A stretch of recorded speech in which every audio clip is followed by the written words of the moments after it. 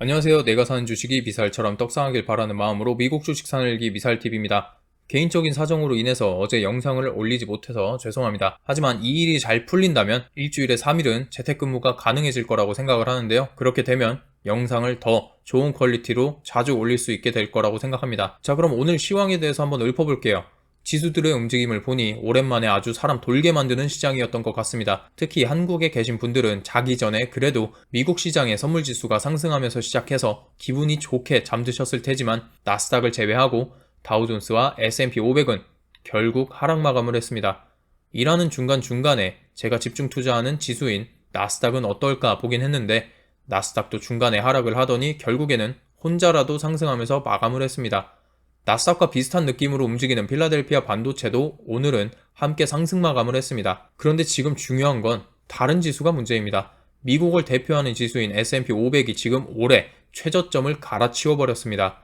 이렇게 되면 시장은 한 번 더 화들짝 놀라게 되는 것이죠.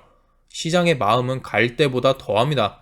이런 사건 하나만 터지면 투자 심리가 엄청나게 위축되어 버리죠. 그러면서 도미노 현상처럼 우후죽순으로 시장이 무너지게 될 수가 있어요.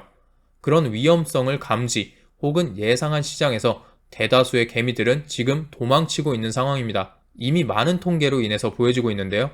지금 보시는 기사는 이틀 전에 나온 기사입니다. 금융투자협회에서 집계한 통계에 따르면 21일 기준 투자자 예탁금은 50조 7,700억 원이라고 합니다. 이것도 사실 엄청난 건데 이게 사실 지난 1월부터 하락해온 시장에서 자금이 줄줄이 빠지면서 25조 원이나 빠진 거라고 해요.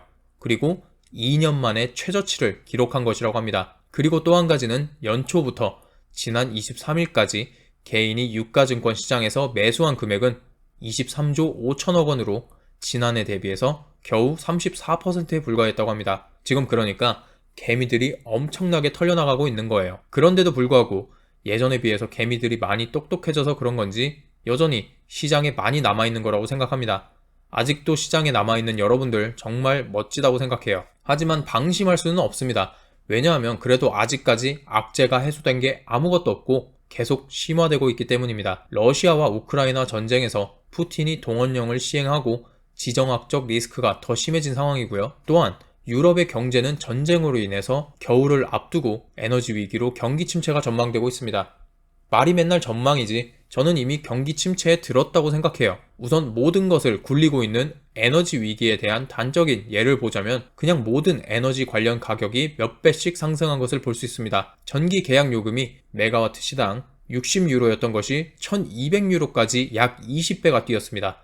이 정도로 심각한 상황이다 보니 미국에서 급격하게 올리고 있는 금리를 따라가지 못해서 유로화도 미국 달러에 비해서 꾸준히 내려오더니 최근 들어 그 하락폭이 굉장히 심한 상태입니다. 이게 또 미국 달러 지수를 지속적으로 올리는 원인이 되고 있어요. 왜냐하면 보시는 바와 같이 달러 인덱스는 주요 6개국의 통화와 비교하여 미국 달러 가치를 평균화해서 지수로 만든 것입니다. 이 자료를 보시면 유료화 다음에 큰 비중을 차지하고 있는 것은 엔화죠.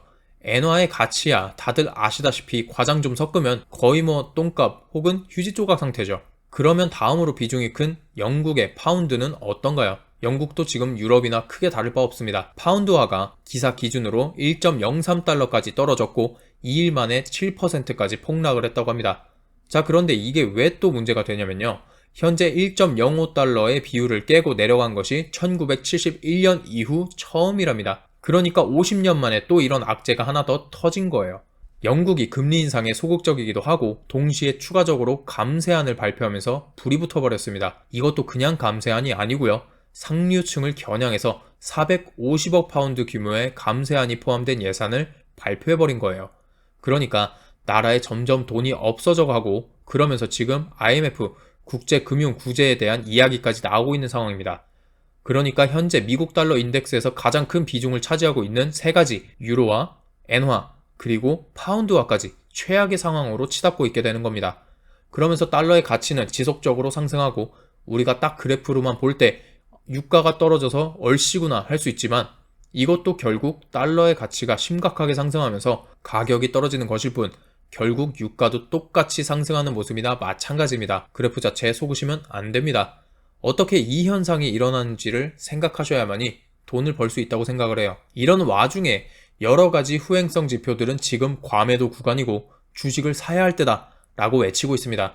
우선 가장 우리들에게 친숙한 인간 지표가 있죠. 요즘에 제 채널을 포함해서 제가 즐겨보는 모든 주식 채널에는 인간 지표가 판을 치고 있습니다.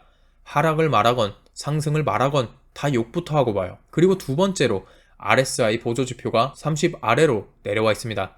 3배 종목들 중에서는 현재 유프로, TQQQ, 불즈가 RSI 30 아래로 떨어져 있어서 현재는 과매도 상태인데요. 사실 이건 올해 초에도 있었던 겁니다. TQQQ 차트로 한번 보여드릴게요. RSI가 올해 초 주가가 본격적으로 하락을 하기 시작하던 1월 달에 한번 30 아래로 내려갔었습니다. 이때 약간의 반등을 하기는 했었죠. 그리고 또 한 가지 지표, Fear and Greed Index가 있습니다. 이것도 25 아래로 내려와 17, Extreme Fear 구간에 위치하고 있습니다. 이것만 보면 여러분들은 오우 야 매수 타이밍이네 생각하실 수 있을 겁니다. 그렇지만 저는 이 지표들만을 보고 과감하게 큰 비중을 실어서 매수할 생각은 없습니다. 우선적으로 근본적인 악재들이 계속해서 강화되고 있으며 호재거리가 아무것도 없어요. 또한 인간지표, RSI, 그리고 공포지수는 모두 후행성 지표입니다. 인간지표야 사실상 언제나 있었기 때문에 이것은 넘어가겠습니다. RSI의 경우에는 주가가 고점 대비해서 많이 빠지면 30 아래까지 내려오게 되어 있습니다. 그러니까 이것이 완벽한 저점을 알려주는 것은 아니란 이야기죠. 1월 달에도 마찬가지로 RSI가 30 아래로 떨어졌다고 말씀드렸죠. 그런데 다시 RSI가 30 아래로 내려온 오늘을 보면 그때와 비교해서 주가는 60%나 하락한 상태입니다. 그럼 공포지수를 볼까요? 라인 그래프로 보시면 공포지수가 3일 때도 있었습니다. 지금보다 더 심각한 공포 구간이었어요. 이게 5월 12일입니다. 이것만 보면 이때 주가가 최저점일 것만 같지만 이때 TQQQ의 주가는 약 27달러 정도였습니다. 그리고 그때 이후로 주가는 횡보를 하더니 결국 지금은 그때에 비하면 약 25%가량 하락을 했습니다. 이것도 RSI와 마찬가지로 최저점을 알려주진 않아요. 자, 그러니 이 부분에서 제가 말씀드리고 싶은 것은 무엇이냐면요. 현재 여러가지 지표들이 완벽한 매수 타이밍이라고 말하고 있습니다. 아니 여태까지 이런 지표들은 후행성이라더니 뭔 개소리야 라고 하실 거예요. 완벽한 매수 타이밍이라고 하는 말은 단기적인 상승을 생각한다면 입니다. RSI와 공포지수가 최저점에 이르렀을 때는 항상 단기적으로 상승은 해왔습니다.